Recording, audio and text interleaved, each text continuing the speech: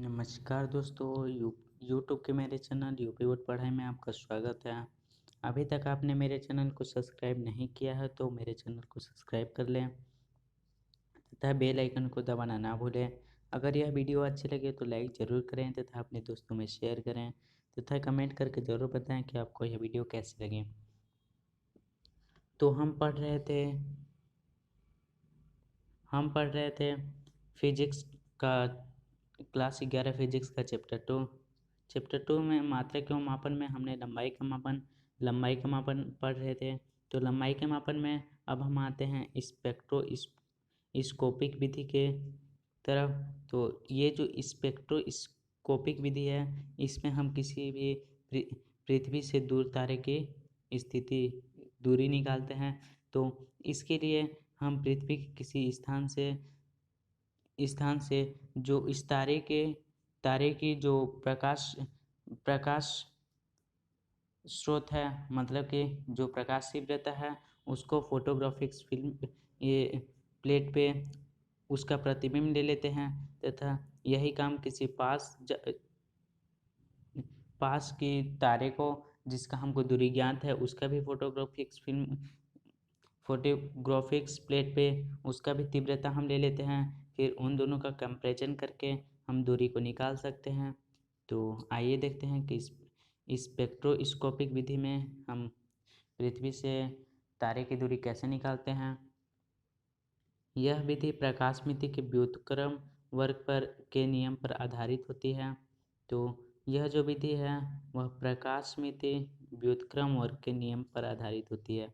तो जो प्रकाशमिति का व्युत्क्रम वर्ग का नियम है, इस नियम के अनुसार किसी बिंदु पर प्रदीपन की तीव्रता, मतलब जो उसके प्रकाश की तीव्रता है प्रकाश की तीव्रता आई से प्रदर्शित किया गया है, उस बिंदु से प्रकाश स्रोत की दूरी r के वर्ग के व्युत्क्रमानुपाती होता है। तो I व्युत्क्रमानुपाती 1/r²। तो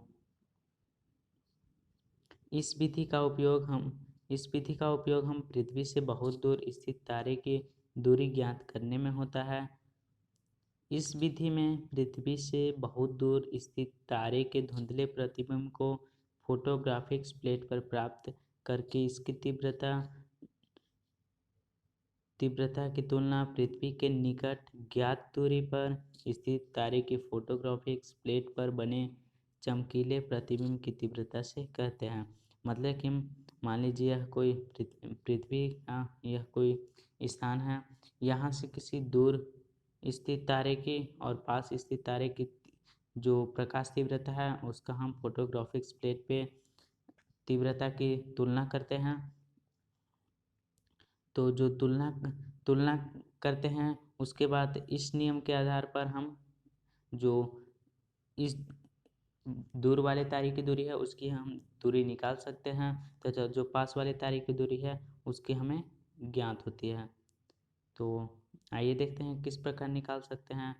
तो यहाँ है माना किसी दो तारे की प्रकाश तीव्रता क्रमशः I1 व I2 है तथा इन दोनों के पृथ्वी से दूरी क्रमशः R1 व R2 है। तो यहाँ चित्र में दिया गया है, यह पृथ्वी है। इस स्थान से जो इस तारे की दूरी है वह R1 है तथा यह जो तारा है उसकी दूरी R2 है। तो इसमें हमको R2 ज्ञात है तथा जो इन दोनों की तीव्रता है इसकी है I1 तथा दूर वाले की है I2। तो इन दोनों की जो प्रकाश तीव्रता है उसका प्रतिबिंब फोटोग्राफिक फिल्म पे लेकर उसकी तुलना करते हैं।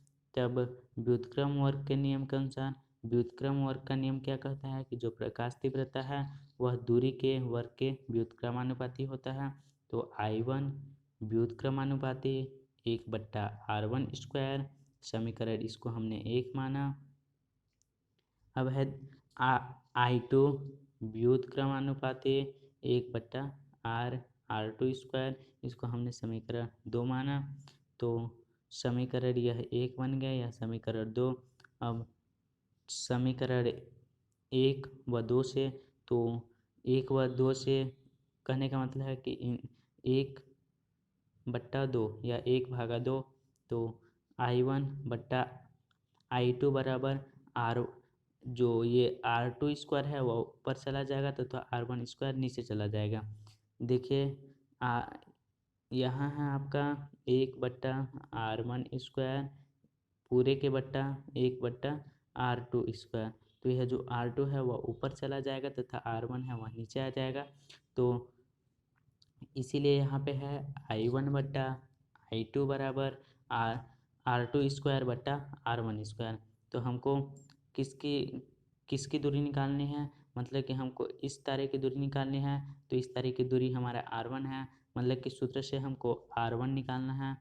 तो यहाँ हो गया, R1 को इस तरफ ले जाते हैं तो यहाँ जाके वह I2 से गुणा करेगा, मतलब I1 R1 स्क्वायर बराबर R2 स्क्वायर I2। तो जब R1 स्क्वायर इधर गया तो गुणा किया तथा I2 इधर जाएगा तो गुणा करेगा तथा जो I1 है वह इधर जाएगा तो भाग करेगा। तो R1 स्क्वायर बराबर R2 स्क्वायर I2 बट्टा I1।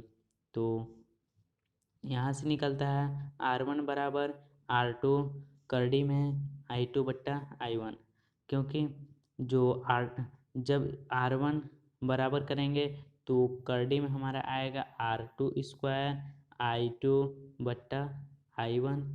तो जो R2 स्क्वायर, क्योंकि R2 स्क्वायर है तो हम इसको करड़ी से बाहर निकाल देते हैं। तो हमारा जो R1 बराबर है वह आया R2 करड़ी में I2 बट्टा I1। मतलब कि इसमें हम जो दोनों की फोटोग्राफिक्स प्लेट पे जो दोनों की तीव्रता है उसको उसको हम लोग निकाल लेते हैं तथा R2 का मान हमको ज्ञात होता है। तो इस सूत्र में R2 I2 तथा I1 का मान रखने पे हमको R1 का मान निकल जाएगा, मतलब कि किसी पृथ्वी की किसी दूर तारे की दूरी हम निकाल सकते हैं। तो आज के लिए बस इतना है। तो आई होप आपको यह वीडियो पसंद आया होगा। अगर यह वीडियो पसंद आया हो तो प्लीज़ लाइक ज़रूर करें तथा जितना से जितना हो सके अपने दोस्तों में शेयर करें तथा अभी तक आपने मेरे चैनल को सब्सक्राइब नहीं किया है तो प्लीज़ सब्सक्राइब कर लें। Thanks for watching the video. Thank you.